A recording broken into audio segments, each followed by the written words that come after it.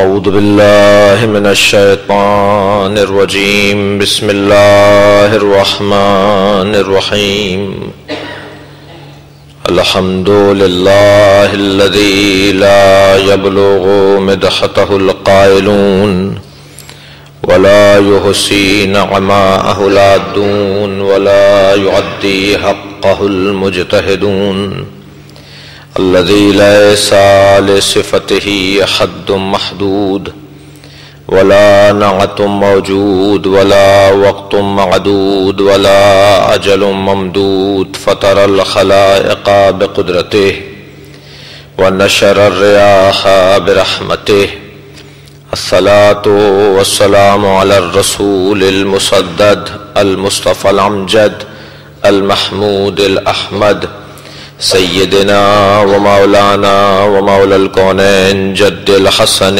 والحسين عاني أبا القاسم محمد اللهم صل على محمد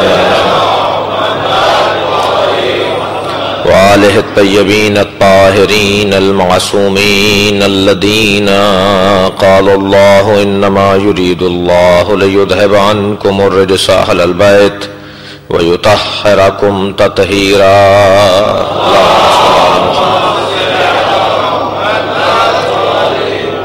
ولعنة الله على أعدائهم أجمعين من يوم عداوتهم إلى قيام يوم الدين أما بعد فقد قال الحكيم في قرآن الكريم بسم الله الرحمن الرحيم ولقد كتبنا في الزبور من بعد الذكر أن الأرض يرثها عبادي الصالحون صلوات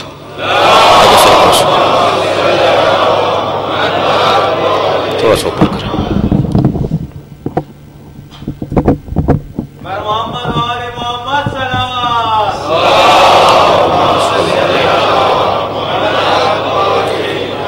گزارش ایک سورہ فاتحہ کی اور 3 مرتبہ سورہ اخلاص کی. انتقال ہوا ہے پاکستان میں ایک مرحوم مغفور مومن کا قادر علی خان، جن کی کو آج سپرد خاک کیا گیا. ان کی نماز وحشت قبر کی بھی التماس ہے. اسی طرح کل کراچی میں ٹارگٹ کلنگ میں ایک سید عادل جعفری ابن سید اختر جعفری کو قتل کر دیا گیا. اللہ ان کو درجہ شہادت عطا فرمائے. ان کی نماز وحشت قبر کی بھی التماس ہے اور ایک سورہ فاتحہ اور 3 مرتبہ سورہ اخلاص بھی تلاوت فرمائیں. بسم اللہ الرحمن الرحیم الحمد للہ رب العالمین الرحمن الرحیم مالک یوم الدین ایاک نعبد و ایاک نستعین اهدنا الصراط المستقیم صراط الذین انعمت علیہم غیر المغضوب علیہم ولا الضالین. بسم اللہ الرحمن الرحیم قل هو الله احد لم يلد ولم يولد ولم يكن له كفوا احد. بسم الله الرحمن الرحیم قل هو الله احد لم يلد ولم يولد ولم يكن له كفوا احد. سورہ مبارکہ انبیاء کی آیہ کریمہ. امام حسین وارث انبیاء اور یہ وراثت اپنے بیان میں پہنچی تھی کل تک حضرت ابراہیم کے تذکرے تک. پروردگار عالم ارشاد فرما رہا ہے وَلَقَدْ كَتَبْنَا فِي الزُّبُورِ مِن بَعْدِ الذِّكْرِ، اور ہم نے لکھ دیا ہے زبور میں تورات کے علاوہ کہ ان الارض یرثها عبادی الصالحون، اس زمین کی وراثت میرے نیک اور صالح بندوں کے پاس ہے. اور امام حسین کو معصوم زیارت نامے میں وارث انبیاء قرار دیتے ہوئے یاد کر رہے ہیں. اور ہمیں بھی حکم ہے کہ امام کو وراثت انبیاء کے ساتھ یاد کیا جائے. انبیاء کی وراثت تہذیبوں کی وراثت ہے، تمدن کی وراثت ہے، اقدار کی وراثت ہے، آداب کی وراثت ہے اور اصول و قوانین الہیہ کی وراثت ہے. ہر زمانے میں جیسے حالات رہے اس کے مطابق نبیوں نے معاشرے کو متمدن بنایا، تہذیب عطا کی اور اسے مرتب اور منظم بنا کر قوانین اور قواعد الہیہ کے اوپر اسے اتارنے کی کوشش کی. کس حد تک وہ موفق اور کامیاب رہے یہ ایک علیحدہ باب ہے، لیکن نبیوں کا مزاج اور وارثان نبیوں کا مزاج یعنی ائمہ کا مزاج یہی ہے کہ یہ پابند فرائض ہیں، پابند نتائج نہیں ہیں۔ اس لیے کہ ہمارا اور آپ کا فریضہ بھی، ہمارے اور آپ کی ذمہ داری بھی اپنی ذمہ داریوں کو اور فرائض کو ادا کرنا ہے، چاہے اس کا نتیجہ ہم اپنی آنکھوں سے دیکھیں یا نہ دیکھیں۔ اور یہ طریقہ رہا، اور یہ اطمینان دینے کے لیے اور انسان کو استقامت عطا کرنے کے لیے ایک بہترین اصول ہے۔ امام معصوم یاد کر رہے ہیں امام حسین کو، السلام علیک یا وارث آدم صفوت اللہ، السلام علیک یا وارث نوح نبی اللہ، السلام علیک یا وارث ابراہیم خلیل اللہ۔ اور پھر حضرت نے ارشاد فرمایا السلام علیک یا وارث موسیٰ کلیم اللہ۔ عزیزان گرامی، حضرت موسیٰ کی سیرت کو بغور محسوس کرنے سے پہلے تمہیدی چند جملوں سے آپ کی سماعتوں کو اپنے ساتھ ملانا چاہتا ہوں، اور وہ یہ کہ بشریت کو نقصان پہنچانے کے لیے مختلف لوگ سامنے آئے جو بظاہر شکل و شمائل میں تو ایک عمودی جنازہ تھا، ایک کھڑا ہوا مردہ تھا، مگر وہ جب چلا گیا تو وہ اپنے جانے کے بعد اپنے مزاج کے مطابق آنے والی طاقتوں کے لیے اصول چھوڑ گیا۔ اب بعد میں اسی مزاج کے لوگ جب آئیں گے تو وہ اسی کے بنائے ہوئے اصولوں پر اپنی حکومتوں کو اور اپنے نظام کو چلاتے ہیں، اور مسلسل بشریت نقصان میں اور تباہی کی زد میں رہتی ہے۔ فرعونیت کسی ایک فرد بشر کا نام نہیں ہے۔ ممکن ہے فرعون کوئی رہا ہو، ممکن ہے فرعون ایک آدمی تھا جو ایک بادشاہ بھی تھا، ایک حاکم بھی تھا، لیکن فرعونیت ایک مذہب کا نام ہے، ایک سوچ کا نام ہے، ایک فکر کا اور طرز زندگی کا نام ہے۔ اس کے کچھ اصول ہیں، اس کے کچھ قوانین ہیں، بس وہ جو شیطانی طاقت فرعونیت کے رنگ میں ڈھل کر کچھ اصول مرتب کرتی ہے، اور ان اصولوں کو توڑنے کے لیے پھر ایک موسیٰ سامنے آتا ہے، تو وہ مزاج بار بار پلٹ کر مختلف دوروں میں دکھائی دیتا رہتا ہے، اور ہر دور میں موسیٰ مزاج اور موسوی مزاج لوگ آتے رہتے ہیں، اور ایک دور ایسا بھی آ جاتا ہے کہ جب تمام تر فرعونیتوں کا اجتماع ہو جائے تو اسے یزیدیت بولا جاتا ہے، اور پھر اس یزیدیت کی تباہی کے لیے پھر اب موسوی نہیں آئے گا بلکہ حسینی باہر آئے گا، اور اس انداز سے اس فرعونی مزاج نظام کو ختم کر دیتا ہے کہ قیامت تک شاید تذکرہ فرعون تو رہے، مگر فرعونی مزاج لوگ آتے ہوئے سوچیں گے کہ کہیں ایسا نہ ہو کہ پھر کربلا برپا ہو جائے۔ اور ہمیں جو ائمہ نے حکم دیا ہے کہ اس کربلا کو تازہ رکھو، اس عزاداری کو زندہ رکھو، بار بار دہراؤ اس واقعے کو، تو در حقیقت ایک زنگ خطر ہے فرعونیت اور فرعونی مزاج لوگوں کے لیے بھی۔ خبردار دوبارہ اس مزاج کو لے کر نہ آنا، اس لیے کہ حسین تو نہیں بظاہر دکھائی دیتے مگر کشتی حسین موجود ہے، حسین کا دیا ہوا نظام موجود ہے۔ درود بھیج دیں محمد و آل محمد۔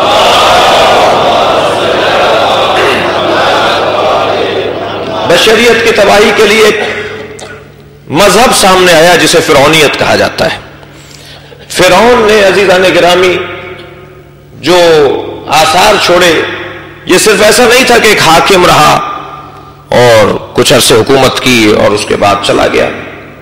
قرآن مجید نے اس کے کچھ اصولوں کا تذکرہ کیا ہے، بہت سارے اصولوں کا تذکرہ کیا ہے۔ یہاں میں آپ کے سامنے جس مجلس کی آمادگی لے کر آیا ہوں اس میں 3 اصول قرآن مجید نے بہت موٹے موٹے بتائے ہیں، فرعونیت کے 3 اصول جو ممکن ہے ہر دور میں دہرائے جائیں، اور پھر حسینی اصول سامنے آئیں گے جو انہیں تباہ و برباد کر دیں گے، اور اس لیے بار بار تذکرہ حسینیت کا حکم دیا گیا۔ پہلا اصول اور وہ ہے انا ربکم الاعلی، یہ فرعون کی فرعونیت کا پہلا اصول ہے، میں تمہارا بڑا خدا ہوں، یعنی دعویٰ اتنا بڑا کرنا کہ لوگ مطمئن ہو جائیں کہ اب ہمیں کوئی پریشانی نہیں ہوگی اس لیے کہ ہمارا بڑا خدا ہمارے ساتھ ہے۔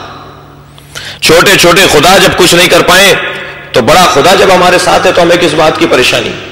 یہ مزاج بعد میں بھی آتا رہا حکومتوں اور سلطنتوں کے پاس کہ دعویٰ کیا کہ ہم بیٹھے ہیں، ہم موجود ہیں، ہم تمہیں مشکلات سے نکالیں گے، ہم تمہیں پریشانیوں سے نکالیں گے، لیکن ان کا قول ان کے فعل سے مطابقت نہیں رکھتا، ان کے قول میں اور ان کے فعل میں تضاد پایا جاتا ہے۔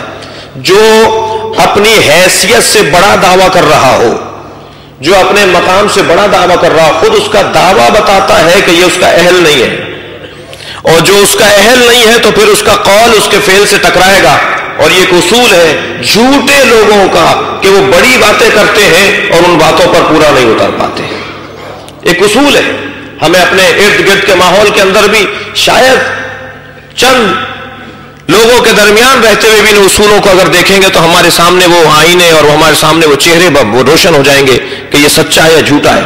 کا دعویٰ بہت بڑا ہے، دعویٰ بہت بڑا ہے عزیزان گرامی۔ لہذا اب یہ طے ہوگا کہ ان اصولوں کو مٹانے کے لیے پھر اور ان اصولوں کے نتیجے نکل جائیں اور پھر تباہی پھیلے تو پھر حسینیت اور حسین آتا ہے کہ جو ان اصولوں کو مٹا کر الہی اصولوں کو حاکم کرتا ہے۔ ایک اصول فرعونیت کا، انا ربکم الاعلی، بڑی بات، بڑا دعویٰ، اونچی آواز، بڑے نعرے، سبز باغ، ایسے انداز سے گفتگو کرنا کہ اب کوئی مشکل باقی نہیں رہے گی، اب تو مسیحا آ گیا، اب تو تمام مشکلات رخصت ہو جائیں گی۔ لیکن چند دنوں میں ہی معلوم ہوتا ہے کہ وہ جو دعوے تھے وہ صرف ووٹ لینے کے لیے تھے، وہ جو دعوے تھے وہ صرف کچھ دیر کے لیے لوگوں کو ٹافیاں دینے کے لیے تھے اور سہارے دینے کے لیے تھے۔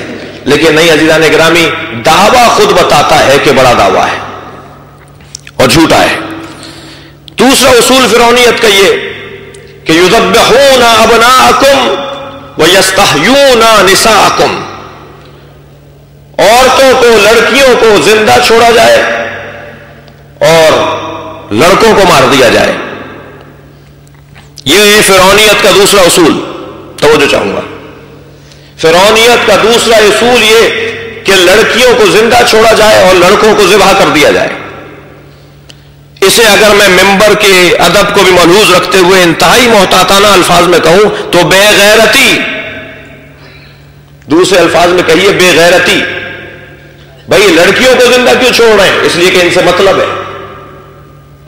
جب معاشرے میں بے غیرتی عام ہو جائے تو اسے فرعونیت بولا جاتا ہے۔ جب معاشرے میں لڑکیوں کو، خواتین کو اتنا آزاد چھوڑ دیا جائے کہ وہ پھر بے غیرتیوں کا ماحول بنانے لگے تو وہ ماحول اسلامی ماحول نہیں ہوتا، فرعونی ماحول بن جاتا ہے۔ بھائی مارتے تو لڑکوں کو مارتے، یہ کیوں لڑکیوں کو چھوڑا جا رہا ہے؟ اس لیے کہ مطلب ہے ان لڑکیوں میں، مجھے معاف کریں گے، اسے دوسرا نام دیجئے فرعونیت یا ایک اور نام دیجئے اسے بے غیرتی۔ میں یہاں تھوڑا سا آپ سے مخاطب ہونا چاہتا ہوں عزیزان گرامی، فرعونیت کے اصولوں میں تو لڑکیوں کو زندہ چھوڑنا ہے، لیکن جب فرعونیت سر چڑھنے لگتی ہے تو پھر نہ لڑکی بچتی ہے نہ لڑکا بچتا ہے، اور تباہی اس حد تک آ جاتی ہے کہ بظاہر تو زندگی دکھائی دے رہی ہوتی ہے، بظاہر تو حیات دکھائی دے رہی ہوتی ہے، لیکن لڑکا بھی مارا جا رہا ہوتا ہے اور لڑکیوں کو بھی قتل کیا جا رہا ہوتا ہے۔ شاید آج کی خواتین یہ سمجھ رہی ہوں کہ ہمارے لیے آزادی ہے۔ جملہ آپ کی سماعتوں کے حوالے کر رہا ہوں عزیزان گرامی، جتنی بڑی ذمہ داری ہوگی اتنی ہی بڑی پابندی بھی ہوگی۔ یہ نہیں ہو سکتا کہ کوئی ذمہ دار بڑا ہو اور لاؤبالی ہو۔ آپ اپنے ارد گرد کے ماحول میں دیکھ لیجئے، کوئی وزیر ہر جگہ نہیں جا سکتا، کوئی ڈائریکٹر صاحب ہر ایک جگہ ملاقات کے لیے نہیں جا سکتے۔ ہمارے ملکوں میں جو جج ہوتے ہیں وہ ہر ایک کا فون بھی نہیں سن سکتے، وہ ہر ایک سے ہاتھ بھی نہیں ملا سکتے۔ جو جتنی بڑی ذمہ داری پر فائز ہوتا چلا جائے گا اتنی اس کی دائرے تنگ ہوتے چلے جائیں گے، اتنی اس کی پابندیاں بڑھتی چلی جائیں گی۔ اس مجلس میں خواتین بیٹھی ہیں عزیزان گرامی، میری مجلس سن رہی ہیں، لہذا ذرا ان سے بھی مخاطب ہوں کہ اگر اسلام نے پابندی لگائی ہے کہ بغیر شوہر کی اجازت کے باہر مت جاؤ، بغیر شوہر کی اجازت کے فلاں کام نہ کرو، تو یہ پابندیاں اس لیے لگائی ہیں کہ تم شوہر سے زیادہ ذمہ دار ہو، تم مرد سے زیادہ ذمہ دار ہو، تمہارے ہاتھ میں ایک امانت الہیہ آنے والی ہے یا آ چکی ہے، اسے سنبھالنا ہے، تم بہت بڑی ذمہ دار ہو، اور جو ذمہ دار ہوگا وہ پابند بھی رہے گا۔ اسیری کی قسمیں ہیں عزیزان گرامی، کبھی اسیر کیا جاتا ہے ہاتھوں میں رسیاں باندھ کے، اور کبھی نہیں، ہاتھ تو آزاد چھوڑ دیے جاتے ہیں، جو چاہو کرو۔ یہ بھی تو ایک اسیری ہے۔ خول میں چھپ جانے سے نجات نہیں ملتی، آپ نے کچھوے کو دیکھا ہے؟ جب اس کا دشمن اس کے نزدیک آتا ہے تو وہ اپنا سر اندر لے جاتا ہے اس خول کے اندر، جو ایک پختہ پکا اس کا خول ہے، اس میں اپنا سر اندر لے جاتا ہے. تو کیا خول میں سر جانے سے اسے نجات مل جائے گی؟ جب وہ دیکھتا ہے کہ شکاری مجھے شکار کرنا چاہ رہا ہے تو وہ اپنا سر اندر لے جاتا ہے، مگر شکاری اس جال میں اسے پھانس کر کنارے پر لے آتا ہے، اور وہ سمجھ رہا ہوتا ہے کہ وہ تو بچا ہوا ہے. لیکن جب وہ متوجہ ہوتا ہے تو کیا دیکھتا ہے کہ نہیں، خول میں اندر جانے سے میں نجات نہیں پا سکا، میں تو اسیر ہو گیا. خاموش رہنے سے نجات نہیں ملے گی، لا تعلق رہنے سے نجات نہیں ملے گی، کسی سے میرا کیا مطلب ان جملوں سے نجات نہیں ملے گی. وہ کر رہے ہیں جائیں جہنم میں، میرا کیا مطلب ان جملوں سے نجات نہیں ملے گی. اگر معاشرے میں کوئی تباہی پھیلانے والا ہے تو معاشرے میں آپ بھی رہتے ہیں، اپنے آپ کو بھی تباہی سے بچائیے، اسے بھی تباہی سے بچائیے. عزیزان گرامی، دوسرا اصول ان کا یہ کہ وہ لڑکیوں کو زندہ چھوڑتے تھے. فرعونیت کا دوسرا اصول، وہ لڑکیوں کو زندہ چھوڑتے ہیں اور وہ لڑکوں کو ذبح کر دیتے ہیں. اور فرعونیت کا تیسرا اصول یہ کہ جس کی لاٹھی اس کی بھینس. قرآن کہہ رہا ہے، میں ابھی آیت پڑھتا ہوں آپ کے سامنے، جس کے ہاتھ میں زور، جس کے پاس قدرت، جس کے پاس طاقت، وہی سب کچھ. کیا کہا؟ قد افلح اليوم من استعلا. یہ فرعون کا نعرہ تھا. آج جو طاقتور ہے وہی سب سے بڑا ہے. یہ فرعونیت کا اصول ہے. یہ چاہے بظاہر دنیا گزر چکی ہو، زمانہ تبدیل ہو چکا ہو، لیکن اگر آج یہی نعرے لگائے جا رہے ہوں، نعرے نہ لگائے جا رہے ہوں، عمل یہی کہہ رہا ہو، تو یہ فرعونیت ہے. اور جہاں جہاں فرعونیت آئے گی وہاں مٹانے کو موسیٰ آئے گا، اور جہاں موسیٰ نہیں ہوں گے وہاں حسینیت آگے بڑھے گی. ایک اور اصول، انا قد افلح اليوم من استعلا. آج وہ طاقتور ہے، آج وہ بڑا اور سرپرست ہے جس کے پاس طاقت ہے. سوال کرتا ہوں اپنے محترم سننے والوں سے، بتائیے حق طاقت ہے یا طاقت حق ہے؟ تھوڑا سا ہاں ہو کیجیے. حق طاقت ہے یا طاقت حق ہے؟ یہ ایک بہت پرانا دستور ہے. ایک مکتب ہے جس نے کہا کہ طاقت حق ہے، جس کے ہاتھ میں طاقت، جس کے ہاتھ میں لاٹھی، جس کے ہاتھ میں قدرت، بس وہی سب کچھ صحیح.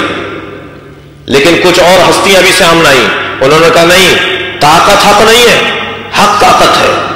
بظاہر حق والا مار بھی دیا جاتا ہے لیکن وہ باقی رہتا ہے، اور بظاہر طاقت والا زندہ بھی رہتا ہے لیکن وہ چلتی پھرتی ایک میت دکھائی دے رہی ہوتی ہے. عزیزان گرامی، یہاں پر ان دونوں مکتبوں نے کیا انداز اپنایا؟ جنہوں نے کہا طاقت حق ہے، انہوں نے درباروں میں مورخوں کو بٹھا دیا، اور بہت بڑھ کر کہوں، انہوں نے درباروں میں مفتیوں کو بٹھا دیا کہ صاحب جو ہم کریں اسے کہہ دو صحیح ہے، اس لیے کہ طاقت حق ہے، ہمارے ہاتھ میں طاقت ہے، ہمارے پاس طاقت ہے، لہذا آپ کہو کہ ہم صحیح کر رہے ہیں. اور ایک بڑی تعداد نے، آپ نام قاضی شرح کا نام آپ نے سنا ہے، نہج البلاغہ میں بھی اس کا تذکرہ، یہ امیر المومنین نے بھی اسے کوفے کا گورنر بنایا تھا.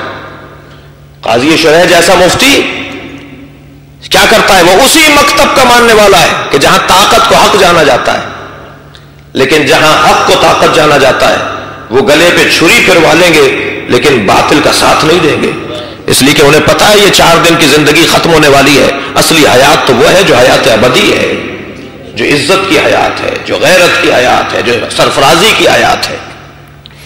لہذا تیسرا اصول فرعونیت کا، یہ تمیری بیان سے گزر رہا ہوں، کہ وہ طاقت کو حق سمجھتے ہیں. مذہب کو اختیار کرنے کے 2 طریقے ہیں. ممکن ہے آج کے زمانے میں کوئی کہے صاحب ہم تو نہیں مانتے ان باتوں کو. ماننے یا نہ ماننے کے 2 طریقے ہیں. مذہب اختیار کرنے کا ایک طریقہ یہ ہے کہ زبان سے اقرار کیا جائے. مثلا کہا جائے اسلام قبول کر لیجئے تو وہ کہے کہ لا الہ الا اللہ محمد رسول اللہ علی ولی اللہ، توحید کا، رسالت کا اور ولایت کا اقرار کرے. بعض اوقات زبان سے اقرار کرنا نہیں ہوتا بلکہ خاموشی خود اقرار ہوا کرتی ہے. آپ نے اور ہم نے اپنی زبان سے وہ جو ٹریفک کے قوانین ہیں ان کا اقرار نہیں کیا ہے، لیکن اس پر عمل کر رہے ہیں. کہیں اگر سگنل پر بتی جل رہی ہوتی تو ہم اس کی پابندی کر رہے ہوتے ہیں، فلاں بتی جلے گی تو یہ کریں گے، فلاں بتی جلے گی تو یہ کریں گے. یہ جو ہم قوانین پر عمل کر رہے ہیں، یا خاموش ہیں، یا تسلیم کیے ہوئے ہیں، یا اس کے مطابق زندگی گزار رہے ہیں، یہ بھی تو اختیار کرنا ہے. یہ بھی تو قبول کرنا ہے. زیارت وارثہ میں کیا ہے؟ لعن اللہ امتن قتلت کا، لعن اللہ امتن سمعت کا، سمعت بذالک کا. دو طرح کے لوگ ہیں، ایک تو وہ جس نے حسین کو قتل کیا اس پر بھی لعنت، اور ایک وہ جو قتل ہوتے ہوئے دیکھ رہا تھا اور خاموش رہا اس پر بھی لعنت. اقرار دو طرح کے ہیں. عزیزان گرامی، اگر فرعونیت کے اصولوں کو ہم نے زبان سے اقرار نہیں کیا لیکن خاموش بیٹھے تو یہ بھی اسی کا حصہ ہے. اور پھر اب یہ توقع نہیں رہے کہ ہم حسینی خیمے میں ہیں. میں ایک سماج کی بات کر رہا ہوں، خدا نخواستہ آپ کو مخاطب نہیں کر رہا، آپ کے توسط سے بات آگے بڑھا رہا ہوں. لیکن اگر خاموشی نہیں ہے تو پھر اس کا مطلب یہ ہے کہ ہاں اس فرعونیت سے ٹکرانے کے لیے یہ حسینی موجود ہے. فرعونیت سبطیوں کو اور لڑکوں کو مارنے والا نظام رکھتا ہے. لڑکوں کا قتل، ہمارے ماحول کے اندر بھی لڑکوں کا قتل ہو رہا ہے، انٹرنیٹ کے ذریعے سے، سائن بورڈز کے ذریعے سے، اشتہارات کے ذریعے سے، تعلیم کے نام پر چکر کے ذریعے سے. جتنا فساد، میں مخالفت نہیں کر رہا، ہو نہیں سکتا کوئی اہل بیت کا ماننے والا اور تعلیم کی مخالفت کرے، لیکن جتنا فساد تعلیم کے نام پر یونیورسٹیوں میں اور کالجوں میں ہے، ایک مرتبہ بچہ یا کالج میں یا یونیورسٹی میں قدم رکھتا ہے تو وہاں ماں باپ پریشان ہو جاتے ہیں کہ یہ سالم بھی رہے گا وہ یا نہیں. اسے تو معاشرہ سنبھالنے کے لیے وہاں بھیجا جا رہا ہے، یہ معاشرے کی تباہی کے لیے وہاں جا رہا ہے. بڑا ماحول خراب ہے عزیزان گرامی. شاید 90 یا 80% اگر میں احتیاط سے بولوں تو 80 یا 90% معاملات بڑے خراب ہیں. جوانوں کو آج مارا جا رہا ہے، لڑکیوں کو آج قتل کیا جا رہا ہے. بدن تو شاید بہت اچھے ہوں مگر روحیں مردہ ہیں، فکریں مردہ ہیں، سمجھ سوچ نہیں رہی جو فرعونیت کے خلاف اور حسینیت سے مطابقت رکھتی ہو. کیا کیا؟ دو طرح کی قومیں تھیں فرعون کے زمانے میں، ایک قبطی قوم تھی، ایک سبطی قوم تھی. قبطی اور سبطی. قبطی قوم جو تھی قاف قلم والے سے، وہ قبطی قوم وہ فرعون جس قبیلے سے تھا، جس خاندان سے تھا، جس قوم سے تھا، اس قبیلے کا نام قبطی تھا. اور سبطی وہ لوگ تھے جس سے حضرت موسیٰ کا تعلق بعد میں بنے گا. بھی حضرت موسیٰ میرے بیان میں کہ دنیا میں آنے سے پہلے کیا ہو رہا ہے، حضرت موسیٰ کو کی خاطر تو لڑکے مارے جا رہے ہیں. حضرت موسیٰ بھی دنیا میں آنے والے ہیں، اسی لیے لڑکے مارے جا رہے ہیں. لہذا سبطی جو حضرت موسیٰ کا خاندان، اور جس سبطیوں کو سبطی کیوں کہتے ہیں؟ اس وجہ سے کہ حضرت ابراہیم، حضرت اسماعیل، حضرت اسحاق، حضرت یعقوب، حضرت یوسف کے نواسے ہیں یہ ساری قوم. لہذا آپ نے دیکھا امام حسن کو کیا بولا جاتا ہے؟ سبط اکبر. امام حسین کو کیا کہا جاتا ہے؟ سبط اصغر. سبتین. نبی مکرم نے امام حسن اور امام حسین کو سبتین کہا ہے، یعنی نواسا، میرا بڑا نواسا. سبط اکبر بڑا نواسا، سبط اصغر چھوٹا نواسا. سبت یعنی نواسا، سبتی یعنی نواسوں کی اولادیں. تو حضرت ابراہیم، حضرت اسماعیل، حضرت اسحاق، حضرت یعقوب، حضرت یوسف کے نواسے ہیں یہ پورا قبیلہ جو ہے جو سبتی کہلاتا ہے، جس قبیلے سے حضرت موسیٰ ہیں. جب بشریت ایک خطرناک موڑ سے مڑ رہی ہو اور دور میں داخل ہو رہی ہو تو معاشرے میں خواتین کا کردار سامنے آتا ہے.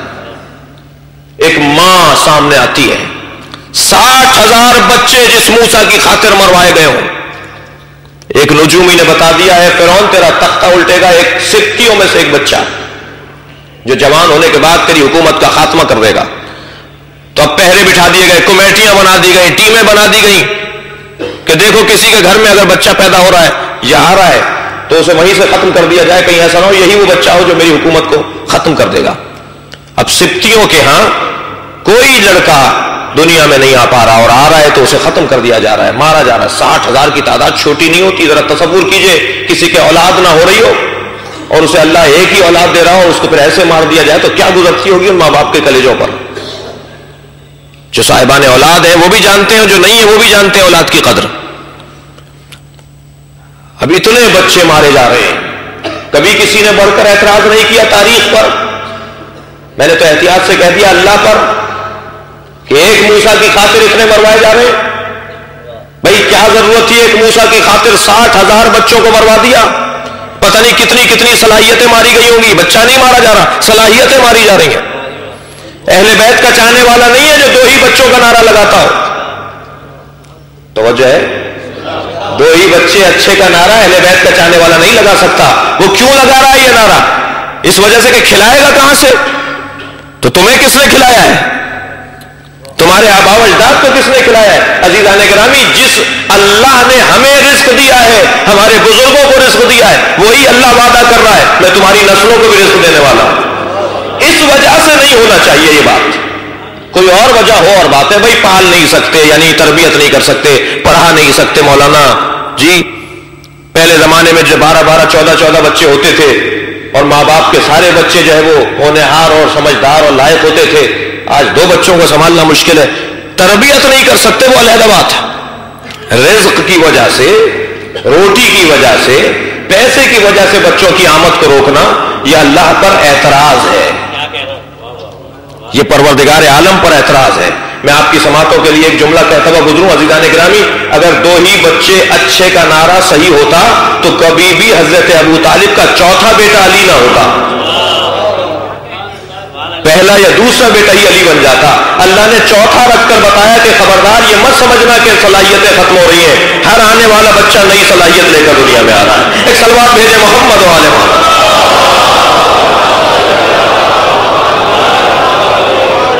جی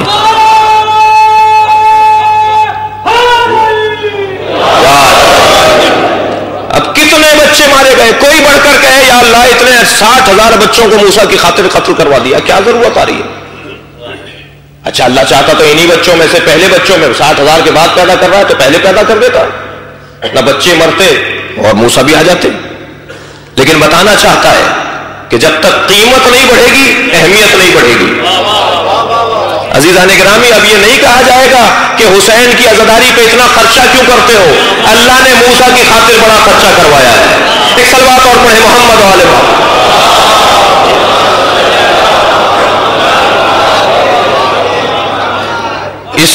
اس سلسلے کو بڑی محنتوں کے بعد یہاں تک پہنچایا گیا ہے.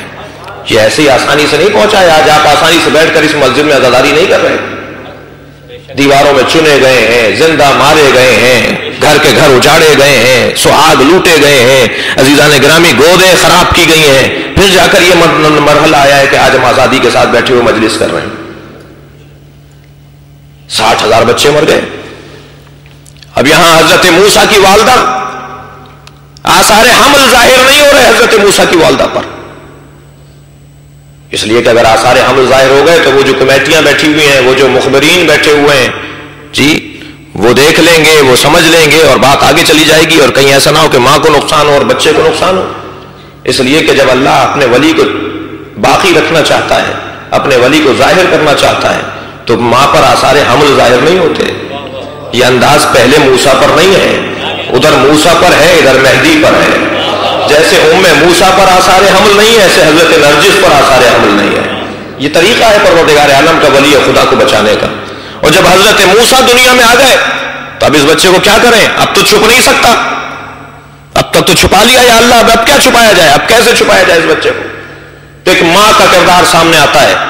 ایک مرتبہ پروردگار عالم نے اعلان کیا وَأَوْحَيْنَا إِلَىٰ أُمِّ مُوسَىٰ، اور ہم نے موسیٰ پر وحی کی. سماعتیں میرے ساتھ ہیں. موسیٰ کی والدہ معصومہ نہیں ہے، موسیٰ کی والدہ نبی اور رسول نہیں ہے، امام نہیں ہے، ایک معصوم کی ماں ہے. تو بس ایک اصول مل گیا، جب معصوم کی ماں ہو تو اللہ اس پر وحی نازل کر دیتا ہے. کسی پر وحی نازل کرتا ہے صندوق میں ڈال دو، اور کسی ماں پر وحی نازل کرتا ہے کہ بیت اللہ میں آ جاؤ. ایک درود بھیجے محمد و آل محمد. جی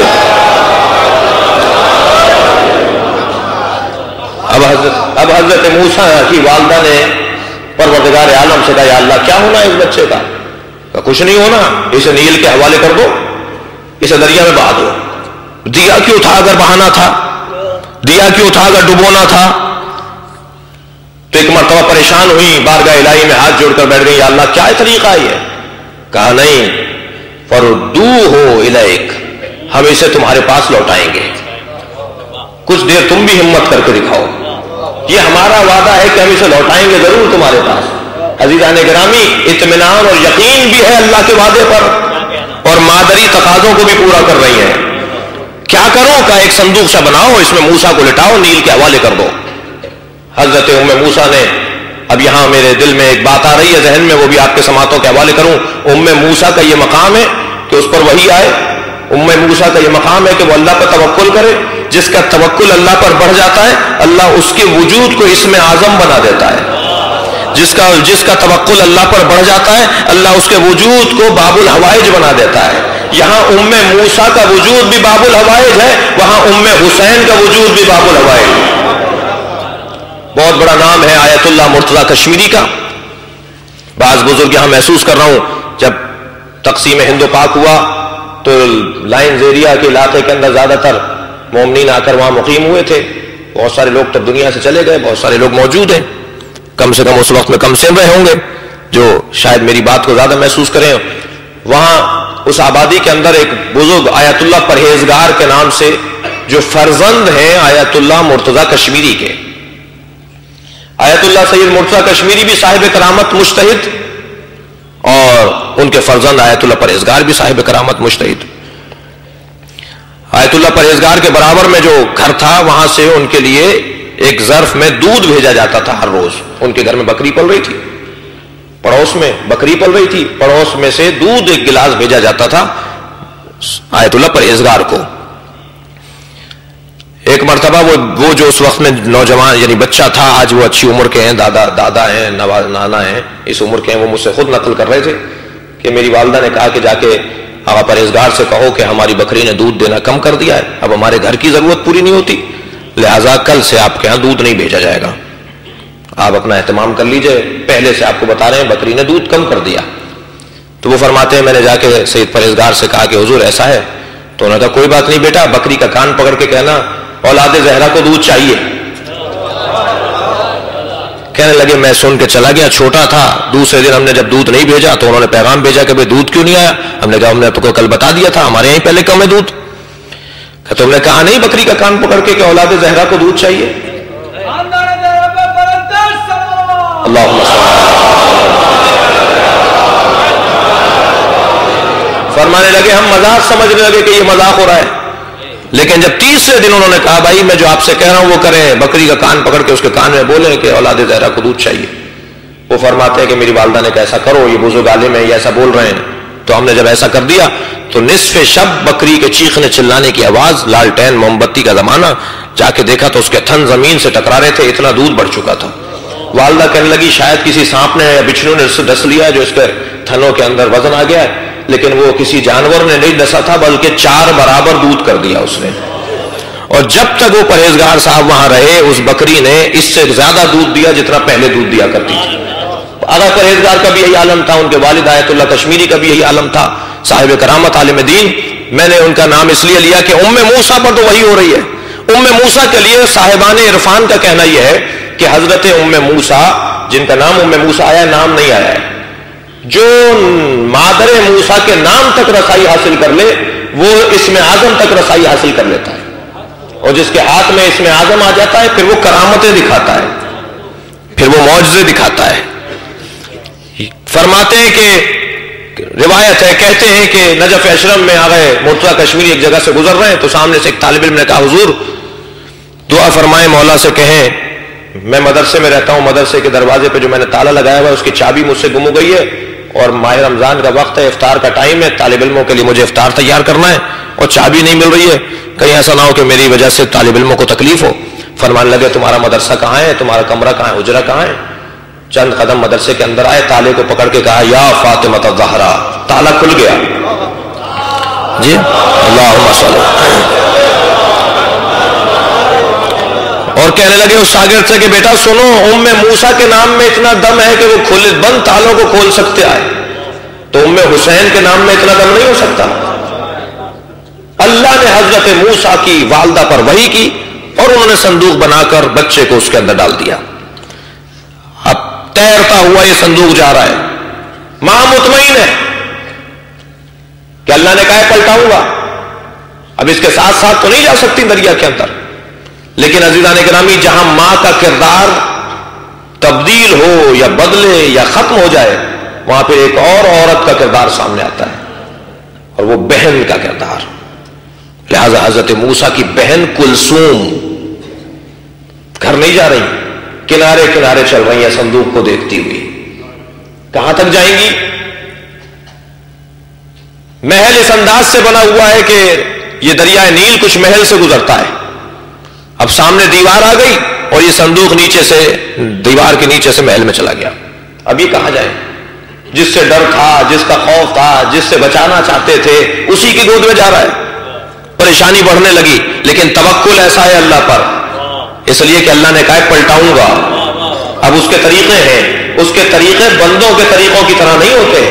وہ ہاتھیوں کے لشکر کے مقابل ہاتھی نہیں بھیجتا, وہ ہاتھیوں کے لشکر کے مقابل ابابیل کا لشکر بھیجتا ہے. اس کے انداز ہی کچھ اور ہے. وہ ناک رگڑوا دیتا ہے فرعونوں کی. تم سمجھ رہے ہو طاقت تمہارے پاس ہے, طاقت تو اسے کہا جاتا ہے. تمہاری گود میں بھی ہوگا, جوان بھی ہوگا, اور تیرا تختہ بھی لوٹے گا. تو نے اس کی خاطر 60,000 بچے مروا دیے, میں تیری گود میں ہی پال کر دکھاؤں گا اس کو. یہ طریقہ ہے پروردگار عالم کا. اب ماں ایک مرتبہ تو گھر ہے, لیکن بہن پریشان گئی تو اندر چلا گیا, کیسے بچے گا؟ دروازے پر جا کے کھڑی ہو گئی, قطار بندھی ہوئی ہے. اگرچہ قطار روایت قصص انبیاء یہ کہتی ہے کہ وہ مانگنے والوں کی قطار تھی. یہ مانگنے نہیں آئی ہے, وہاں دینے آئی ہے. لیکن جب پہنچی اس جگہ جہاں دینے والا تھا تو اتنی دیر میں وہاں یہ ماجرا گزرا کہ آسیہ فرعون کے ساتھ بیٹھی ہیں ساحل سمندر پر. ساحل میں سمندر پر بیویوں کے ساتھ جانا عیب نہیں ہے, مگر فحاشی سے بچنا کمال ہوا کرتا ہے, خدمت کرنا کمال ہوا کرتا ہے. ایک درود بھیجنا محمد والے محمد.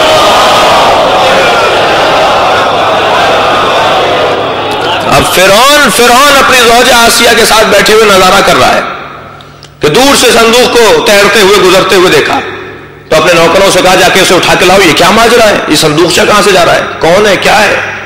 لے کر آ گئے اسے. جیسے ہی کھولا تو ایک نوزاد بچہ.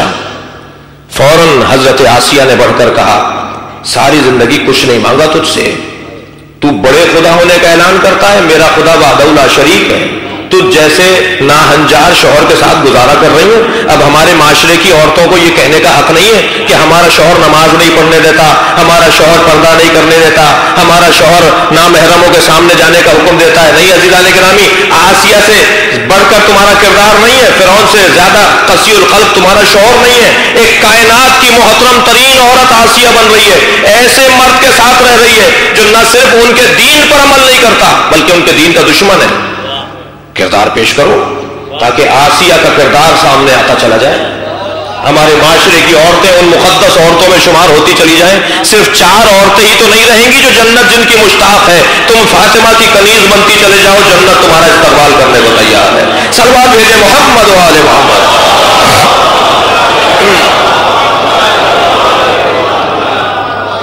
کہا میں نے ساری زندگی تم سے کچھ نہیں مانگا, میں اس بچے کو پالنا چاہتی ہوں. کہا کہیں یہی نہ ہو جو ہماری حکومت کو لوٹ دے گا. کہا کیسے لوٹے گا جب ہم پالیں گے تو. بظاہر تو حضرت آسیہ نے صحیح کہا, لیکن مزاج نبوی اور مزاج عصمتی سے آشنائی نہیں ہے.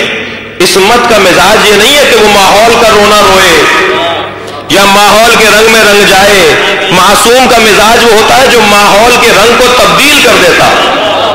ماحول کے رنگ میں رنگنا یہ معصوم کا مزاج نہیں ہے. ساری دنیا مشرک ہوگی, وہ موحد رہیں گے. ساری دنیا ایک بات کر رہی ہوگی, وہ بات کر رہے ہوں گے جو ان کا اللہ چاہتا ہے. کہا یہ ہم پالیں گے نا اسے, یہ ہمارے خلاف کیسے ہو جائے گا. اب یہاں فرعون سوچ رہا ہے. عزیزان گرامی ایک جملہ اور کہتا چلا جاؤں. ہمارے معاشرے میں جب شادیاں ہوتی ہیں اگر عقیدے کا اختلاف ہوتا ہے تو ہم اپنی بچیوں کو گھر بٹھا لیتے ہیں. سلیقے کے اختلاف پہ تو گزارا ہو جاتا ہے, سلیقے کے اختلاف پہ گزارا ہو جاتا ہے, عقیدے کے اختلاف پہ گزارا نہیں ہوتا. انہیں میٹھا پسند ہے, انہیں پھیکا پسند ہے, انہیں لال پسند ہے, انہیں کالا پسند ہے, انہیں نمک پسند ہے, انہیں مرچیں پسند ہے. توجہ ہے نا, انہیں فلاں پھول پسند ہے, انہیں فلاں پھول پسند ہے. یہ بیڈ روم ایسے سجانا چاہتی ہیں, وہ بیڈ روم ویسے سجانا چاہتے ہیں. جی زیادہ باتیں نہ کروں, جن کی شادیاں نہیں ہوئی ہیں کہیں وہ پریشان نہ ہو جائیں. عزیزان گرامی لہذا بہت ہوتا ہے تو سلیقے کا اختلاف ہوتا ہے نا. سلیقے کا اختلاف رہتا ہے، ہمارے یہاں عقیدے کا اختلاف ہوتا ہے تو ہم طلاق اور خلا تک لے جاتے ہیں کہ نہیں بھائی اب گزارا نہیں ہوگا. کتنا عقیدے کا اختلاف ہے آسیہ اور فرعون میں. نبی فرماتے ہیں دنیا میں 4 مقدس عورتوں میں ایک آسیہ، ایک خدیجۃ الکبریٰ، ایک حضرت مریم، ایک حضرت زہرا، 4 بیویوں میں حضرت آسیہ کا بھی نام. یہ اتنا بڑا مقام ملا کیسے؟ ذرا سوچنے کا بھی تو مرحلہ ہے. نہ معصومہ ہے جی، نہ نبی ہے، نہ رسول ہے، نہ معصومہ ہے. اتنا بڑا مقام ملا ہی اس وجہ سے ہے کہ انہیں ایک مرحلے پر آ کر اپنی ذمہ داری کی ادائیگی کرنی تھی، اور ذمہ داری کی ادائیگی یہ ہے کہ ایک نبی کو بچانا تھا. عزیزان گرامی، جب یہ طے ہو جائے کہ ایک بڑی خدمت کر لی تو ماضی کے کسی بھی عیب کو دہرایا نہیں جاتا. کیوں رہی تھی، کیوں رہی اس کے گھر میں، چھوڑ کر کیوں نہیں آ گئی. جب ایک موسیٰ کو بچانے والی عورت ہو تو کائنات کی مقدس عورتوں میں آ جاتی ہے. جو فخر موسیٰ کو بچانے والا ابو طالب ہو، اس کے لیے معصوم فرمائیں گے دنیا بھر کے مومنین کا ایمان ترازو کے ایک پلڑے میں رکھ دیا جائے اور ابو طالب کا ایمان ترازو کے دوسرے پلڑے میں رکھ دیا جائے. ابو طالب کا ایمان ساری دنیا کے مومنین کے ایمان سے بڑا ایمان ہے، بھاری ایمان ہے، اس لیے کہ بڑا کام کیا ہے. اب پال رہے ہیں حضرت موسیٰ کو.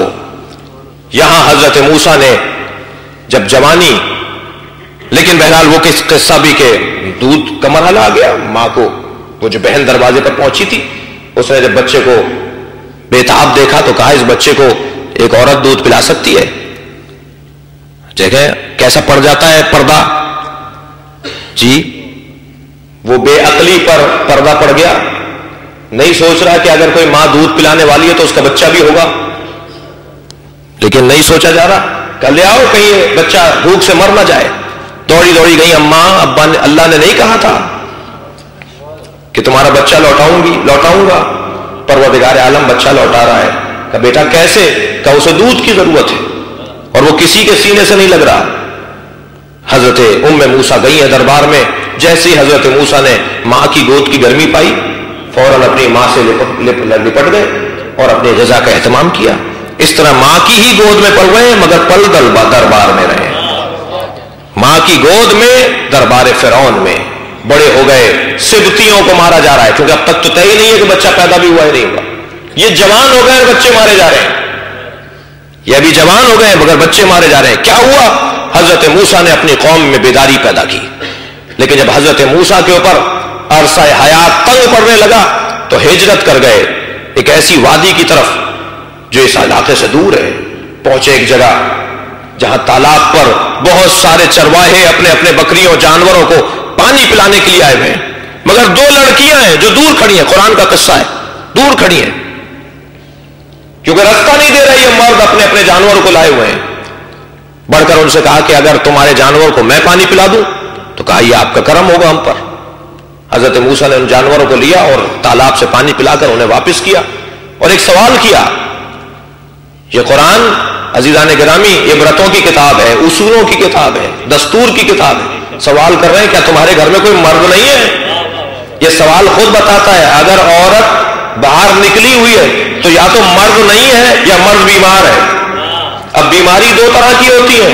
ایک بیماری ہوتی ہے بدن کی، ایک بیماری ہوتی ہے ذہن کی. بہت سارے گھروں میں ذہنی بیمار ہوتے ہیں جو عورتیں کام کرنے باہر جاتی ہیں. ارے بھائی تمہاری عورتیں باہر چلی گئی، تم گھروں میں بیٹھے آرام کر رہے ہو. تمہیں سونے سے اور آرام کرنے سے فرصت نہیں ہے اور عورتیں جابیں کر رہی ہیں. کہا تمہارے گھر میں کوئی مرد نہیں ہے؟ کہا نہیں مرد ہے مگر ہمارے والد ضعیف بہت ہیں. ہمارے والد کا نام شعیب ہے اور وہ ضعیفی کی وجہ سے، کبرسنی کی وجہ سے یہاں نہیں آ سکتے تھے. اور ایک بہن نے بڑھ کر کہا میں چاہتی ہوں اپنے والد سے آپ کو آشنا کروں، اپنے والد سے آپ کو ملواؤں، اس لیے کہ آپ کو ہم نے رحیم پایا ہے، کریم پایا ہے، اچھا پایا ہے. تو حضرت موسیٰ نے کہا مجھے لے کے چلو، میں آپ کے والد سے ملنا چاہتا ہوں. تو یہ بچیاں دونوں لڑکیاں آگے چل رہی تھی، حضرت موسیٰ پیچھے چل رہے تھے. تو ابھی چند قدم ہی آگے بڑھے تھے پھر اصول دیا، اور اصول ہے حیا کا اصول. کہا کہ تم پیچھے چلو میں آگے چلوں گا. انہوں نے کہا اگر آپ آگے چلیں گے تو آپ کو تو راستہ نہیں پتا. کہا راستہ تم بتاتی رہنا، لیکن ایک صاحب حیا کے لیے یہ گوارا نہیں ہے کہ وہ عورتوں کے اندام پر نگاہ رکھتا ہو، وہ عورتوں کے وجود پر نگاہ رکھتا ہو. ایک شریف انسان کا کام نہیں ہے. عزیزان گرامی، یہ بہرحال پہنچے، حضرت شعیب نے پیشکش کی، اور یہاں بھی بڑا عجیب انداز ہے، یہاں پر پیشکش ہو رہی ہے بیٹیوں سے شادی کی، اور مہر کیا دو گے؟ کہ ہمارے پاس تو کچھ نہیں ہے دینے کو، ہم تو ہجرت کر کے آئے۔ کہ نہیں، ہمارے جانوروں کو 8 سال تک سنبھالو گے؟ تو حضرت شعیب نے جانور پالنا مہر کے طور پر ادا کیا ہے، 8 سال تک مہر ادا کیا جانور سنبھال کر، اور وہاں 8 سال کا معاہدہ تھا، حضرت موسیٰ نے 10 سال تک جانور سنبھالے۔ پھر حضرت موسیٰ نے ایک مرتبہ بارگاہ پروردگار میں کہا، یا اللہ اب 10 سال گزر گئے، اب بتا تیرا دشمن کون ہے، کس سے لڑوں جا کر؟ اس لیے کہ موسوی مزاج چین سے نہیں بیٹھتا، جب تک اللہ کے دشمنوں کا خاتمہ نہ کر لے اس وقت تک اسے آرام نہیں آتا۔ کہ یا اللہ بتا کون ہے جس سے مجھے لڑنے کے لیے تو بھیجنا چاہتا ہے؟ تو آواز ہے، اذهب الى فرعون انه طغى، جس کے گھر میں پلے ہو اسی کو جا کر ختم کر کے دکھاؤ، تب تو کارنامہ ہوگا۔ اب یہ بہانے نہیں چلیں گے۔ میں معاشرے کی بات کر رہا ہوں کہ صاحب ان کے تو ہم پر بڑے احسانات ہیں، ان کے تو ہم نے روٹی کھائی ہے، ان کا تو ہم نے نمک کھایا ہے، کتنا ہی نمک کھایا ہو مگر اللہ کا نمک سب سے بڑا نمک ہے، اللہ کا حق سب سے بڑا حق ہے۔ کہا کہ جاؤ اسی فرعون سے جا کے ٹکرا جاؤ، طاغی ہو گیا ہے وہ، سر چڑھ رہا ہے وہ، بہت آگے بڑھ گیا ہے۔ اب حضرت موسیٰ پہنچے اور حضرت موسیٰ نے سبتیوں کو جمع کرنا شروع کیا، اپنے قبیلے کے لوگوں کو، اور جب سبتی جمع ہو گئے، مجھے معاف کیجیے گا آج 5-8 منٹ میں آپ سے زیادہ لوں گا، راضی ہیں؟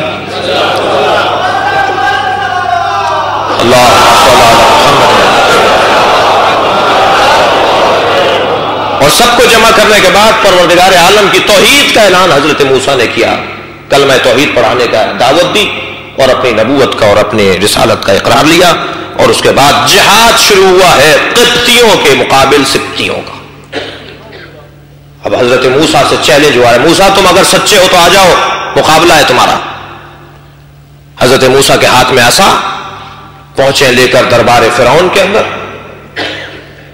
رسیاں تھیں، لکڑیاں تھیں، جادوگر بیٹھے تھے۔ ایک مرتبہ جادوگروں نے اپنا جادو دکھانا شروع کیا، وہ لکڑیاں پھینکنا شروع کی، جیسے جیسے لکڑی جا کر زمین پر گرتی تھی وہ چھوٹے چھوٹے سانپ بن جاتے تھے، جتنی بڑی لکڑی ہوتی سانپ بن جاتے تھے۔ حضرت موسیٰ اس کو دیکھ رہے تھے کہ وہ ان کی طرف بڑھ رہے ہیں، انہیں ڈسنے کے لیے، انہیں کھانے کے لیے۔ تو وہی ہوئی حضرت موسیٰ پر کہ موسیٰ گھبراؤ نہیں، ڈرو نہیں، تمہارے ہاتھ میں عصا ہے، تم بھی پھینک دو اسے۔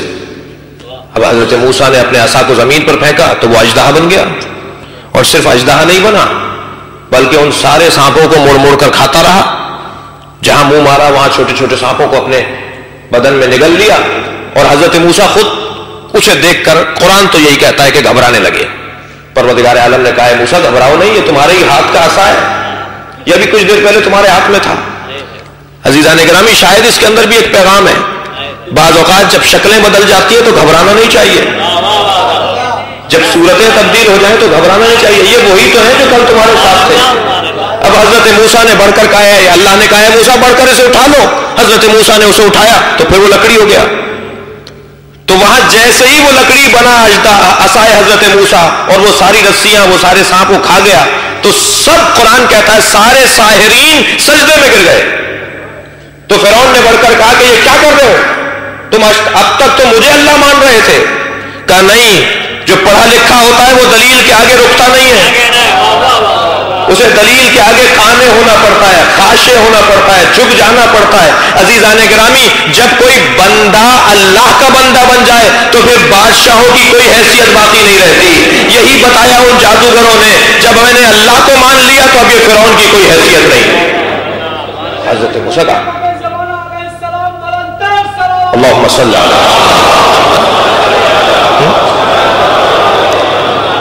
اب حضرت موسیٰ نے اس عصا کے ذریعے سے وہ معجزہ دکھایا۔ اب یہ عصا اور بہت سارے کام کرے گا۔ اب طے ہو گیا کہ سارے قبطی ایک ہو کر سبتیوں پر حملہ کریں جی، اور ایک بہت بڑا لشکر سبتیوں کے خلاف چلنے لگا۔ حضرت موسیٰ نے فرمایا تم میرے پیچھے پیچھے چلو، میں تمہیں بچاؤں گا۔ عزیزان گرامی، فرار کوئی اور شے ہے، ہجرت کوئی اور شے ہے۔ ہر حرکت کو فرار نہیں بولا جاتا، بلکہ بعض اوقات حرکت ہجرت بھی ہوا کرتی ہے۔ اور بعض اوقات حرکت فرار بھی ہوا کرتا ہے. جناب امام حسین مدینے سے جو جا رہے ہیں وہ ہجرت ہے، اس لیے کہ وارث موسیٰ ہیں، اور موسیٰ حرکت کر رہے ہیں جسے ہجرت کہا جاتا ہے. کہ تم میرے ساتھ چلو، وہاں بھی موسیٰ اکیلے نہیں جا رہے، پوری امت کو بچا رہے ہیں. یہاں بھی جو حسین کے پیچھے لگے گا وہ بچ جائے گا، اور جو حسین کو چھوڑ دے گا وہ زندہ ضرور رہے گا مگر مردہ کہلائے گا. کتنے ہی لوگ تھے جو کربلا میں حسین کے 72 میں شریک نہیں ہوئے لیکن زندہ رہتے ہوئے مردہ کہلائے. لیکن جو 72 آئے اور اس طوفان یزیدیت سے گزر گئے اور اس دریا کے اندر اتر کر نکل گئے، وہ آج تک زندہ ہیں، وہ آج تک باقی ہیں. حضرت موسیٰ لے کر چلے، آ گیا سامنے دریائے نیل. موسیٰ یا اللہ کیا کروں؟ کہ ان میں عصا مارو. جتنے عصا حضرت موسیٰ نے مارے اتنے اس کے اندر رستے بنتے چلے گئے. چاہتے تو 2 مار دیتے، چاہتے تو 6 مار دیتے، 12 رستے نکالے موسیٰ نے. ایک سلوات بھیجے محمد و آل محمد پر. جی حضرت موسیٰ نے دریا میں 12 رستے بنائے اور اب خود اتر گئے ہیں دریا نیل کے اندر. ساری قوم ساری ملت حضرت موسیٰ کے پیچھے پیچھے دریا کے اندر اتر گئی، اور ادھر حضرت موسیٰ اپنے لوگوں کو لے کر آگے بڑھ رہے ہیں. ایسا نہیں تھا کہ کوئی دیواریں بن گئی ہوں، کوئی شیشے کی دیواریں بن گئی ہوں، کوئی لوہے کی دیواریں بن گئی ہوں. قرآن اور قصص انبیاء یہ کہتے ہیں کہ پانی دکھائی دے رہا تھا مگر مل نہیں رہا تھا. پانی دکھائی دے رہا تھا مگر مل نہیں رہا تھا، اور یہ اس رستے کے اندر اترتے تھے اور باہر نکل جاتے تھے. نہ کسی امتی کو شک ہو رہا تھا کہ ڈوبیں گے یا بچیں گے، اس لیے کہ انہیں یقین تھا کہ لے جانے والا معصوم ہے. جب قیادت معصوم کر رہا ہو تو امتی کو پریشان نہیں ہونا چاہیے. اب ایک مرتبہ موسیٰ آگے بڑھ رہے ہیں، لوگ پیچھے پیچھے اطمینان کے ساتھ. یہاں حضرت موسیٰ کا لشکر ابھی دریا کے اندر ہے کہ وہاں فرعون داخل ہو گیا. یا اللہ اس پانی کو ملا دے، یہ فرعون ڈوبے. توجہ چاہوں گا. لیکن عزیزان گرامی یہاں فرعون ڈوب نہیں رہا. اس لیے نہیں ڈوب رہا کہ ابھی ایک معصوم کے پیچھے چلنے والا نہر میں دریا میں موجود ہے. میں فرعون کو نجات نہیں دے رہا، میں معصوم کے پیچھے رہنے والے کو نجات دے رہا ہوں. اور جب سارا لشکر فرعون کا دریا کے اندر آ گیا تو اس وقت پانی ملا کر بتانا چاہتے ہیں کہ باطل اگر رہنمائی کر رہا ہو تو ڈوب جاتا ہے، پیچھے لے جانے والوں کو بھی ڈبو دیتا ہے. اور اگر معصوم رہنمائی کر رہا ہو تو خود بھی بچتا ہے، پیچھے چلنے والے بھی بچ جاتے ہیں. اب یہ نہیں کہا جائے گا کہ 1400 برس گزر گئے اب تک رو رہے ہو. 1400 برس گزر گئے اب تک یزید کے اوپر لعنت کر رہے ہو. یہ نہیں کہا جائے گا، اس لیے کہ یہ کاروان ابھی چل رہا ہے. رونے والے بھی آتے رہے، ہنسنے والے بھی آتے رہے. جب تک رونے والے نہیں بچیں گے ہنسنے والے ڈوبتے رہیں گے. اور یہ دریا نہیں ملے گا جب تک دونوں نہ آ جائیں. ایک وہ کہ جو رونے والوں کا کاروان ہے، ایک وہ ہے جو ہنسنے والوں کا کاروان ہے. اور اس انداز سے حضرت موسیٰ باہر نکل گئے اور فرعون ڈوب گیا. یہاں پر عزیزان گرامی ذرا محسوس کیجئے کہ در حقیقت نجات دینے والی ذات وہ ہے کہ جس کے اوپر بھروسہ کیا جائے، اس لیے کہ وہ معصوم ہے، ایک ذرہ برابر بھی شک نہ آنے پائے. موسیٰ نے اپنے بچے کو دریا کے حوالے کر دیا تاکہ موسیٰ بچ جائے. کلیجہ ماں کا ضرور تھا مگر اللہ پہ بھروسہ تھا. جب عورت اس درجے کی ہو، جب خاتون کا کردار اس درجے کا ہو تو پھر عصمتیں محفوظ رہتی ہیں، نبوتیں پروان چڑھتی ہیں، رسالتیں پروان چڑھتی ہیں، اور پھر لوگوں کی ہدایت کا سامان ہو جاتا ہے. وارث موسیٰ حسین ابن علی، وہاں موسیٰ، وہاں خواہر موسیٰ، وہاں جس نے موسیٰ کو پالا آسیہ، یہاں وارث موسیٰ بھی. جب تک ان کرداروں کو جمع نہیں کریں گے وارث کیسے کہلائیں گے؟ ایک علی اصغر بھی ہوگی، ایک خواہر علی اصغر بھی ہوگی، ایک علی اکبر کو پالنے والی زینب کبریٰ بھی ہوگی. وہ سارے کردار حسین ابن علی لے کر آئیں گے کہ جو وہاں موسیٰ کو بچانے والے کردار ہیں. وہاں موسیٰ نے اپنی امت کو بچایا اور کبھی یہاں حسین ابن علی اپنی امت کو بچانے کے لیے موجود ہے. ہر زمانے میں نیل ہے، ہر زمانے میں فرعونیت ہے، تو ہر زمانے میں حسینیت بھی چاہیے. اور ادھر حقیقت عزاداری حسینیت سے وابستگی کا نام ہے. ایک رہنما ہے کہ جو تمہیں دنیا کے نیل سے نکالنا چاہتا ہے، اس پار لے جانا چاہتا ہے۔ اور یاد رکھو تمہارے پیچھے لوگ رہیں گے، مدتوں تمہارے خلاف باتیں ہوں گی، مگر کیونکہ حسینیت سے وابستہ ہو تو وہ ساری تحریکیں ختم ہو جائیں گی، وہ ساری باتیں ختم ہو جائیں گی، اس لیے کہ حسین ابن علی نجات دہندہ ہے۔ کربلا ایک ماں کا کردار بھی ہے، ایک بہن کا کردار بھی ہے، اور کربلا ایک لے پالک، ایک بچے کو گود لینے والی ماں کا کردار بھی ہے۔ حضرت علی اکبر کو زینب نے بڑھ کر لے لیا تھا نا، بھائی اس بچے کو میں پالوں گی، ماں بن کر رہی جناب زینب کبریٰ۔ اور ایک ماں ہے رباب، بڑا کلیجہ تھا حضرت رباب کا۔ ام موسیٰ اپنے بچے کو نہر کے حوالے کر رہی ہیں، نیل کے حوالے کر رہی ہیں۔ ام علی اصغر بھی اپنے بچے کو کربلا میں ایک نیل ہے جس کے حوالے کر رہی ہے۔ یہ بچہ تو ردوہ الیک ہے، ام موسیٰ کو لوٹا دیں گے ہم، لیکن ام رباب کو پتا ہے کہ بچہ لوٹے گا نہیں۔ ام علی اصغر کو معلوم ہے کہ بچہ لوٹے گا نہیں۔ لاؤ اے رباب اسے اجلا سا کرتا پہنا کے میرے ہاتھوں پر رکھ دو، میں اس بچے کو پانی پلا کر لے آؤں۔ جناب رباب نے اپنے بچے کو اجلا سا کرتا پہنایا۔ ہزاروں بڑا کلیجہ ہے، میرے ذہن میں ایک بات آ رہی ہے۔ جناب رباب، ہمارے گھروں میں بھی بچے ہیں نا، ماں کے سامنے اگر بچہ بھوکا ہو جاتا ہے تو ماں بڑی مضطرب ہوتی ہے، اس کا حال غیر ہو جاتا ہے۔ میرے دوست، میرے استاد، میرے احباب کچھ بنارس کے رہنے والے بتاتے ہیں کہ ان کے مدرسہ جوادیہ سے روز عاشورہ کو جلوس نکلتا ہے، اور وہ جلوس مختلف رستوں سے ہوتا ہوا کربلا یا جہاں تعزیے ٹھنڈے کیے جاتے ہیں وہاں جاتا ہے۔ فرمانے لگے ایک سال میں جلوس کے آگے آگے چل رہا تھا تاکہ انتظامات کو دیکھ سکوں کہ رستے صاف ہیں، رستے ہموار ہیں، جلوس گزرنا ہے۔ روز عاشورہ کا دن، تعزیہ نکل چکا ہے، جلوس امام حسین کی شہادت کا نکل گیا ہے۔ کہتے ہیں ایک چاراہے سے میرا گزر ہوا تو کیا دیکھا، ہندو عورتیں شیر خوار بچوں کو گودوں میں لیے کھڑی ہیں۔ بنارس کے سارے ہندوستان میں ایسا ہی ہوگا، لیکن میں وہاں کا سنا ہے تو بتا رہا ہوں کہ ہندوستان ہے، بنارس کے شہر کی ہندو عورتیں چھوٹے چھوٹے بچوں کو گودوں میں لیے کھڑی ہیں، شیر خوار بچوں کو، ایک چاراہے پر۔ کہتے ہیں میرا جب وہاں سے گزر ہوا تو ان میں سے ایک نے کہا بھائی مسلمان لگتے ہو؟ تو میں نے کہا ہاں مسلمان ہوں۔ کہ بتاؤ بابا حسین کا جلوس کب گزرے گا؟ تو کہنے لگے، میں نے کہا تمہیں بابا حسین کے جلوس کا انتظار کیوں ہے؟ کہا تمہیں نہیں معلوم آج عاشورہ ہے، آج حسین کا شیر خوار بچہ مارا گیا، ہم اس وقت تک اپنے بچوں کو دودھ نہیں پلاتے جب تک تعزیہ دفنا نہ دیا جائے۔ اجرکم اللہ، خدا کسی غم میں نہ اٹھائے سوائے والے بیت۔ اتنی مدت گزرنے کے بعد بھی ماں کے کلیجے بھرنے لگتے ہیں اس تذکرے کو سن کر۔ اس ماں کی کیا کیفیت ہوگی جسے رباب کہا جاتا ہے؟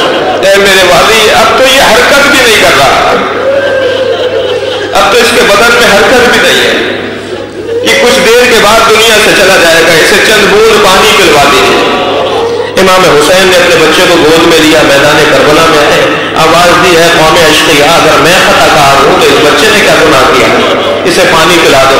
امام حسین نے جب دیکھا کوئی جواب نہیں دے رہا، یہی وہ منزل ہے جو جناب سکینہ سے فرمایا تھا، سکینہ جب مدینے واپس جاؤ ہمارے چاہنے والوں کو کہنا کہ جب ٹھنڈا پانی پیو تو حسین کو یاد کرو۔ اور میرے بابا نے کہا ہے کہ اس وقت بڑی مصیبت تھی جب حسین پانی مانگ رہے ہیں، اپنے بچے علی اصغر کے لیے حسین پانی مانگ رہے ہیں، لوگوں نے جواب نہیں دیا تو فرمایا علی اصغر تم بتاؤ کتنے پیاسے ہو، انہیں تم بتا دو کہ تم کتنے پیاسے ہو۔ جناب علی اصغر نے سوکھی زبان خشک لبوں پر پھیرنا شروع کی، لوگ مڑ مڑ کر رونے لگے۔ ہرملا کو آواز دے کر پسر سعد نے کہا یقطع کلام الحسین، حسین کے کلام کو قطع کرو اس لیے کہ انقلاب برپا ہو جائے گا۔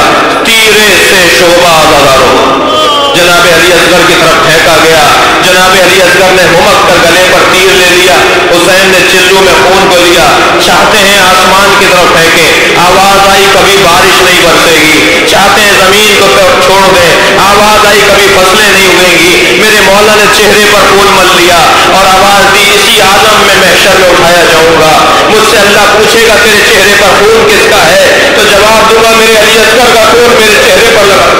امام حسین نظردارو آپ نے گریہ کر لیا، اپنے بچے کے جنازے کو، علی اصغر کے جنازے کو ابا کی دامن میں لپیٹ لیا، اس لیے کہ گرمی بہت ہے، دھوپ پڑ رہی ہے، امام حسین بڑھ رہے ہیں اس خیمے کی طرف جو ماں کا خیمہ ہے، کچھ قریب آیا خیمہ تو سوچا کہ کہیں ماں دیکھے تو مر نہ جائے، یہ سوچ کر پیچھے ہٹے، آواز دی انا للہ و انا الیہ راجعون، اور پھر کچھ اور سوچا تو آگے بڑھے، رضا بقضائہ و تسلیما لامرہ، ابھی اسی کیفیت میں حسین ابن علی ہیں، کبھی آگے جاتے کبھی پیچھے آتے، در خیمہ سے پردہ ہٹا، 4 سالہ سینے پر سونے والی بچی جناب سکینہ در خیمہ پر، اجرکم اللہ،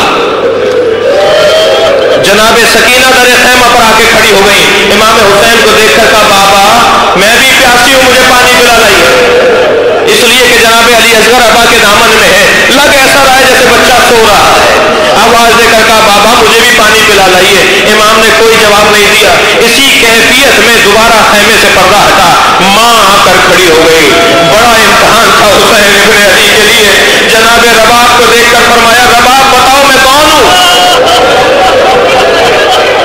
فرمایا رباب بتاؤ میں کون ہوں، جناب رباب نے غور سے دیکھ کر کہا آپ میرے مولا ہیں، آپ میرے امام ہیں، آپ میرے والی ہیں، جب امام نے امامت کا اقرار لے لیا، آگے بڑھے ابا کا دامن ہٹا دیا، خون میں لت پت بچہ ماں نے دیکھا، ماں سے رہا نہ گیا، ایک مرتبہ لبوں پر لب رکھ دیے، یا بنیا اب مثلوں کا ینہر، کیا تجھ جیسے بھی نہر کیے جاتے ہیں، عزادارو آگے بڑھ کر کہا اے میرے والی کیا کریں گے اس جنازے کا، کہ یہ گھوڑوں کے قدموں کو برداشت نہیں کر سکتا، یہ گھوڑوں کی ٹانپوں کو برداشت نہیں کر سکتا، پشت خیمہ پر عجیب انداز ہے عزادارو، عجیب مظلومیت ہے، ایک باپ اور ایک ماں کی، باپ جنازہ اٹھائے ہیں، ماں تشیع جنازہ کر رہی ہے، پشت خیمہ پر حسین چلے گئے، ننھی سی قبر کھودی، اپنے بچے کو قبر میں لٹا دیا، کیسے گرم ریت علی اصغر پر ڈالی ہوگی، لیکن عزادارو امام حسین نے بچے کا لاشا تو دفنا دیا، ماں کو بڑا سکون ملا ہوگا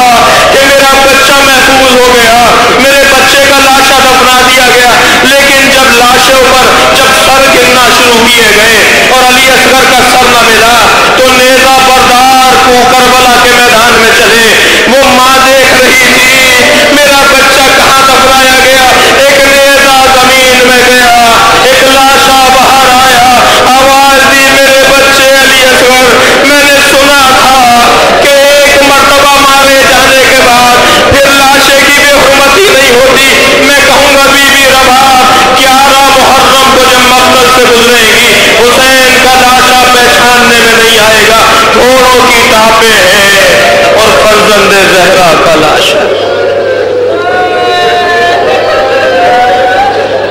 الا لعنت اللہ علی قوم الظالمین سیعلم الذین ظلموا ای منقلب ینقلبون، یا اللہ ہماری اس عبادت کو قبول فرما، ان آوازوں پر رحمت نازل فرما، رونے والوں کی توفیقات میں اضافہ فرما، حاضرین کے مرحومین کی مغفرت فرما، خاص طور پر سید عادل جعفری ابن اختر جعفری اور قادر علی خان جو آج پاکستان میں رحلت کر گئے، اسی طرح اور مومنین جو اس دنیا سے جا چکے ہیں، یا اللہ ان کی مغفرت فرما، درجات کو بلند فرما، امام زمانہ کے ظہور میں تعجیل فرما، ماتم حسین یا حسین۔